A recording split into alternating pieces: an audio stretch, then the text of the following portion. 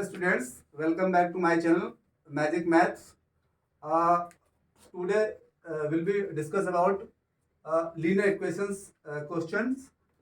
इसमें काफ़ी बच्चों को प्रॉब्लम होती है ना लीनियर इक्वेशन में, और अधिकतर प्रॉब्लम जो होती है वो अप स्ट्रीम और डाउन स्ट्रीम में होती है। ठीक है, इस तरह के जो क्वेश्चन होते हैं ये 50% बच्चों को नहीं बल्कि 70% बच्चों को प्रॉब्लम इसमें होती है कि अप स्ट्रीम और डाउन स्ट्रीम में क्या किया जाए। ठीक है, तो ये क्वेश्चन हमारा पेज नंबर 65 और एक्सरसाइज एग्जाम्पल नंबर जो है वो 19 लीनियर इक्वेशन क्वेश्चन है ये। ठीक है, इसमें क्या करना है, क्वेश्चन पहले एक बार रीड कर लेते हैं। A boat goes 30 kilometre up stream and 44 kilometre down stream in 10 hour. ठीक है, तो सपोज दैट एक लाइन ड्रॉ कर लेते हैं, ये ए पॉइंट है और ये बी पॉइंट है। ठीक है, कोई बोट यहाँ पर है और वो ए से बी पे अगर वो पहुंचती है, यहाँ के बीच की जो डिस्टेंस है लिखा हुआ है ए boat goes 30 kilometre up stream. ठीक है, तो 30 किलोमीटर यानी कि इसको डिस्टेंस है ये हमारी 30 किलोमीटर है ना, 30 kilometre up stream. Up stream का मतलब क्या होता है कि जो स्ट्रीम है पानी का जो बहाव है, ठीक है, उसके जस्ट अपोजिट। ठीक है, क्या बोलते हैं, जस्ट अपोजिट। जैसे जिधर जो है पानी बह रहा है तो हमें जो अपनी मतलब कि जो नाव चलानी है जस्ट उसके अपोजिट चलानी है। आई बात समझ में? तो पानी क्या करेगा, आपकी जो नाव की स्पीड उसको क्या करेगा, कम करेगा, है ना, क्योंकि वो भी अपना फोर्स एक्सर्ट करेगा आपकी नाव के ऊपर, है ना। समझ में आया? तो इस कंडीशन में हम क्या करेंगे कि जो भी स्पीड लेड करेंगे किसकी क्या बोलते हैं, स्ट्रीम की, सॉरी नहीं, नाव की स्पीड जो भी लेड करेंगे तो वो पहले लेड करेंगे, क्योंकि हमेशा एक चीज याद रखो कि जो नाव की स्पीड होती है वो greater than to the speed of stream. पानी के बहाव की स्पीड हमेशा क्या होती है, कम होती है। नाव की स्पीड क्या होती है, वो ज्यादा होती है। अगर ऐसा नहीं होगा तो नाव क्या होगा, बोलो, पीछे आएगी हमारी। समझ में आया? तो सिंपल सी बात है, यहाँ पे क्या करना है कि इसमें ये दिया अप स्ट्रीम, इसका मतलब पानी हमारा जो है वो इस साइड आ रहा है, इस साइड। ठीक है, ये वाटर का फ्लो है, इधर आ रहा है ना, लेकिन नाव किधर जा रही है, वो इस साइड जा रही है ना। तो और दूसरा केस इसी में फिर क्या दिया हुआ कि 44 किलोमीटर डाउन स्ट्रीम। तो डाउन स्ट्रीम का मतलब क्या हुआ, डाउन स्ट्रीम का मतलब हुआ कि आप जिधर जा रहे हैं तो जो स्ट्रीम का जो बहाव है, यानी धारा का जो बहाव है पानी का, वो भी उसी साइड में है ना। तो इसका मतलब आपको क्या, एक एक्सटर्नल फोर्स मिल जाता है, किसका, बाई स्ट्रीम के द्वारा, है ना। तो नाव आपकी कैसे चलेगी, और तेज चलेगी, है ना। तो उस कंडीशन में क्या होंगे कि जो भी स्पीड ऑफ हमारी जो नाव होगी यानी याच होगी, उसमें हम उसको प्लस कर देंगे, किसको, स्पीड ऑफ स्ट्रीम को, है ना, क्योंकि वो हमें क्या, वो हमें उसमें जो है फोर्स जो है एक्सर्ट करेगी हमारी नाव के ऊपर। ठीक है, बहुत ही इजी तरीके से इसको समझो। तो दूसरा केस ये देखो, यानी कि पहले हमें किधर जाना था, नाव इधर जा रही थी, ठीक है, और बहाव इधर था। अब जस्ट अपोजिट हो गया, इसको लेते हैं सी और ये लेते हैं डी। ठीक है, लिखा हुआ डाउन स्ट्रीम। तो जिधर पानी है ना, इसकी डिस्टेंस दी है, कितनी दी है, 44 किलोमीटर, 44 किलोमीटर। ठीक है, तो मान लिया कि जो पानी की स्पीड है, स्ट्रीम की स्पीड, ठीक है, वो इस साइड है, तो आपको भी उधर ही जाना है ना, आपको भी उधर ही जाना। अब यहां से यहां तक जाने में कुछ टाइम भी लगेगा, नहीं लगेगा, वापस आने में कुछ टाइम लगेगा।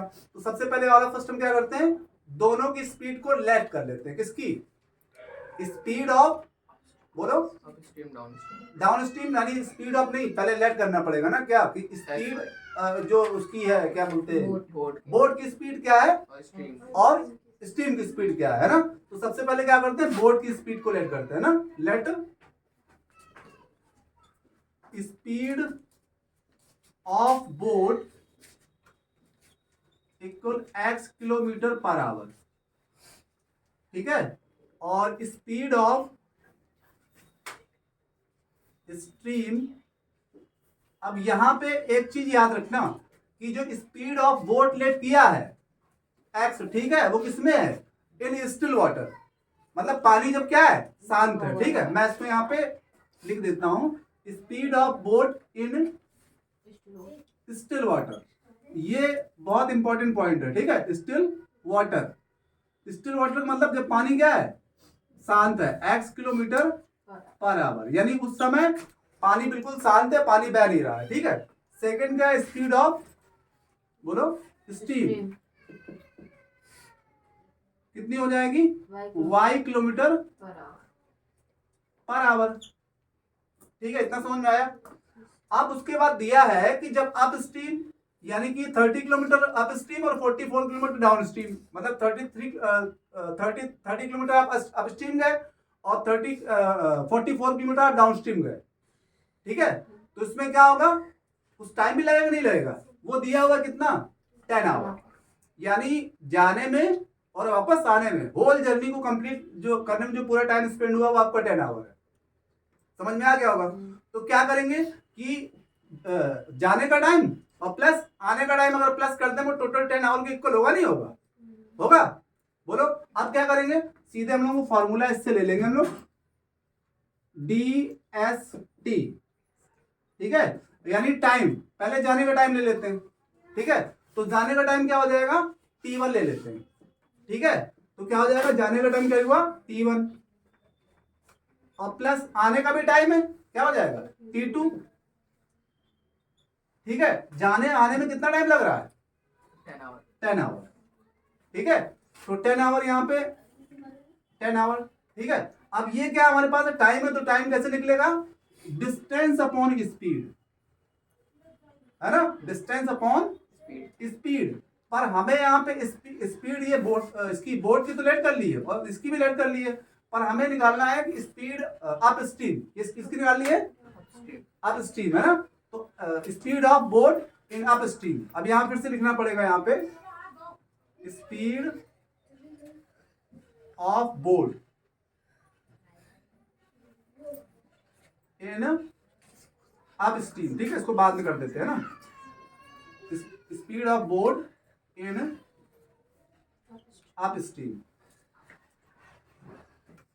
कितनी हो जाएगी, बोलो, अप स्ट्रीम में x माइनस वाई स्पीड ना, तो किलोमीटर पर आवर यहां भी यूनिट होगा। फिर हम यहां लेंगे स्पीड ऑफ, हाँ, स्पीड ऑफ बोट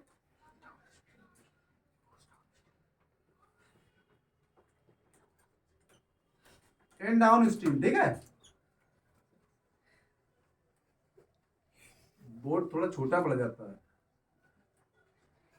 स्ट्रीम कितना हो जाएगा, बोलो, x प्लस वाई। ठीक है, अब हमारा काम जो है इजी हो जाएगा, क्या हो जाएगा, T1 प्लस T2, है ना। तो अभी जो बनाया तुमने T1 प्लस T2 इक्वल 10, यानी कि ये किसका है, जाने का समय, ये कब है, आने का समय, टोटल जर्नी में 10 आवर लगते हैं। ठीक है, ये आवर है,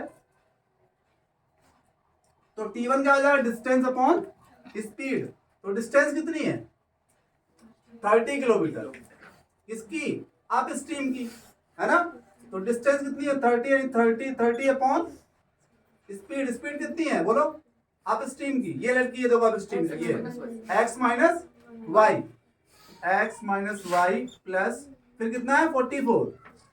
ठीक है, 44 अपॉन x प्लस वाई, ये है डाउन स्ट्रीम की, ये सॉरी ये लिखी हुई है ना, क्या हो जाएगा, x plus y equal to 10। इतना समझ में आया, बोलो। ठीक है, हम चाहे इसको ऐसे सॉल्व कर सकते हैं, लेकिन हम इसको ऐसे सॉल्व अभी नहीं करेंगे। ठीक है, दूसरी इक्वेशन भी यहीं पे बना लेते हैं पहले। ठीक है, यहीं पे बन जाएगा ना। तो केस सेकंड क्या है, देखो जरा, बोलो केस सेकंड क्या है। केस सेकंड में फिर से बोला गया है कि in 13 hour it can go 44 kilometre up stream, हाँ sorry 40 kilometre up stream and 55 kilometre down stream, है ना। समझ में आ रहा नहीं आ रहा, तो 44 किलोमीटर क्या हो जाएगा, सॉरी 40 किलोमीटर अप स्ट्रीम, है ना। 13 आवर टोटल टाइम यहाँ का भी दिया हुआ, तो क्या हो जाएगा हमारा 40 अपॉन, है ना। ये केस सेकंड यहाँ पे डाल दो, ज्यादा अगर प्रॉब्लम हो रही है ऐसे लिख दो, केस सेकंड। बोले यहाँ पे क्या हो जाएगा, 40 अपॉन x माइनस वाई, ठीक है, प्लस और फिर कितना है 55 upon x plus y equal to 13। ठीक है, इतना समझ में आ गया। अब हमारी दो इक्वेशन ये बन गई, ठीक है। इसको और इजी तरीके से अभी सॉल्व किया जाएगा, है ना। अभी देखो आसानी से हो जाएगा, ठीक है। आप लोग क्या करेंगे कि 1/x माइनस वाई, ठीक है, 1/x minus y equal m और 1/x plus y equal n, ठीक है। क्योंकि ऐसे अगर इक्वेशन को सॉल्व करोगे तो काफी टफ लगेगी, ठीक है, और सोल्यूशन करने में भी प्रॉब्लम होगी। तो हम यहाँ पे क्या करेंगे, 1/, यहाँ 1 तो मान सकते हैं, कोई दिक्कत नहीं है ना। तो ये इसको हम क्या लिख सकते हैं फिर 30, क्या हो जाएगा 1/x माइनस वाई m, है ना। तो यहाँ पे m को टप कर देंगे प्लस की जगह क्या है n, तो क्या हो जाएगा बोलो 44 n इक्वल टू 10, ठीक है। दूसरा क्या हो जाएगा 40 और x माइनस वाई की जगह 1/x माइनस वाई की जगह m प्लस, ठीक है, और यहाँ पे x प्लस वाई तो n, यानी 55 n इक्वल टू 13,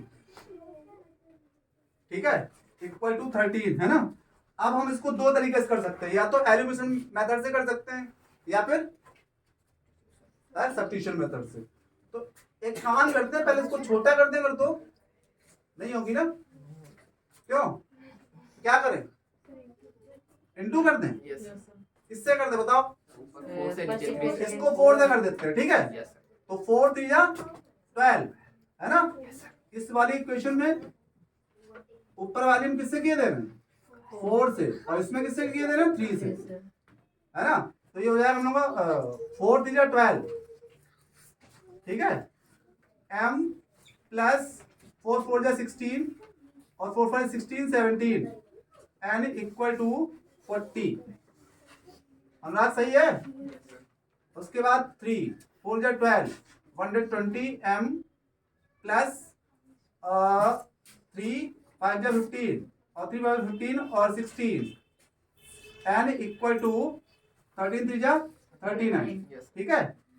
क्या कर देंगे सब्ट्रैक्शन, है ना, ठीक है, सब्ट्रैक्शन करेंगे, साइन चेंज हो जाएंगे, माइनस माइनस माइनस, ठीक है।